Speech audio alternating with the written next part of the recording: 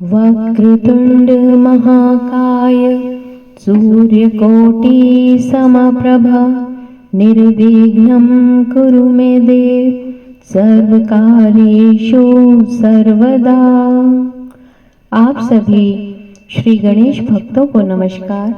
स्वागत है अनुकरणीय सनातन पर। आज मैं आपको अश्विन मास की संकष्टी चतुर्थी की व्रत कथा सुनाने जा रही हूँ, जिसे विघ्नराज संकष्टी चतुर्थी के नाम से भी जाना जाता है। आइए श्रवण करते हैं पावन कथा। सभी बोले ओम श्री गणेशाय नमः। युधिष्ठिर ने भगवान से पूछा, हे कृष्ण जी, मैंने सुना है कि अश्विन कृष्ण चतुर्थी को संकटा चतुर्थी कहते हैं। हे जगदीश्वर, आप कृपा करके मुझे विस्तार पूर्वक इस कथा का श्रवण कराइए। श्री कृष्ण जी ने कहा कि प्राचीन काल में यह प्रश्न माता पार्वती जी ने श्री गणेश जी से किया था कि हे देव, अश्विन मास में किस प्रकार श्री गणेश जी की पूजा की जाती है, इसे करने से क्या फल मिलता है। यह सुनकर भगवान गणेश जी ने कहा, हे माता, सिद्धि की कामना रखने वाले व्यक्ति को चाहिए कि अश्विन मास में कृष्ण पक्ष की चतुर्थी की पूजा पूर्वोक्त विधि से करें। अश्विन मास की संकष्टी चतुर्थी को श्री कृष्ण तथा बाणासुर की इस कथा के अनुसार एक समय की बात है।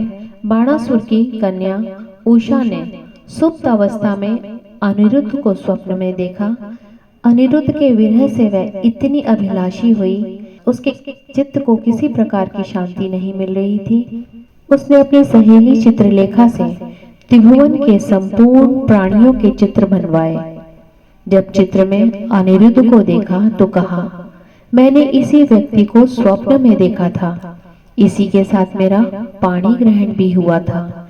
हे सखी, यह व्यक्ति जहाँ कहीं भी मिल सके ढूंढ लाओ, अन्यथा इसके वियोग में मैं अपने प्राण त्याग दूंगी।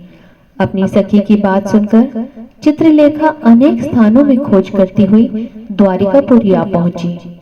चित्रलेखा राक्षसी माया जानती थी।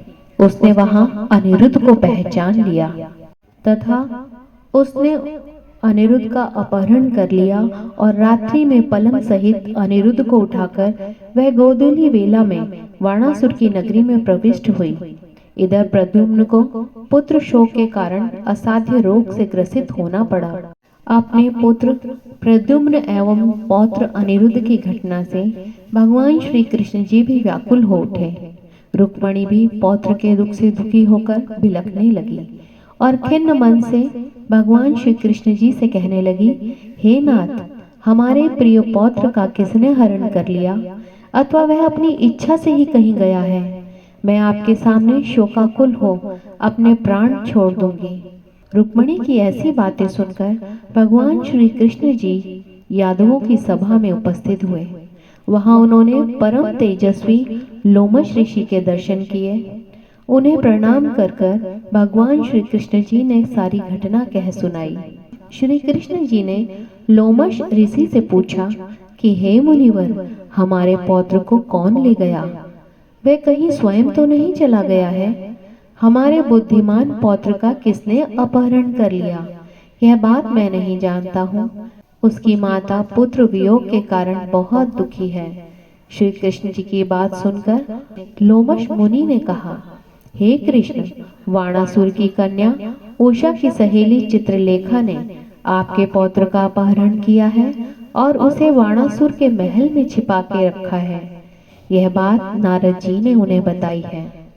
आप अश्विन मास के कृष्ण पक्ष की चतुर्थी संकटा का अनुष्ठान कीजिए। इस व्रत के करने से आपका पौत्र अवश्य ही आ जाएगा। ऐसा सुनकर मुनिवर वन चले गए। भगवान श्री कृष्ण जी ने लोमश ऋषि के कहे अनुसार व्रत किया और इस व्रत के प्रभाव से उन्होंने अपने शत्रु वाणासुर को पराजित कर दिया।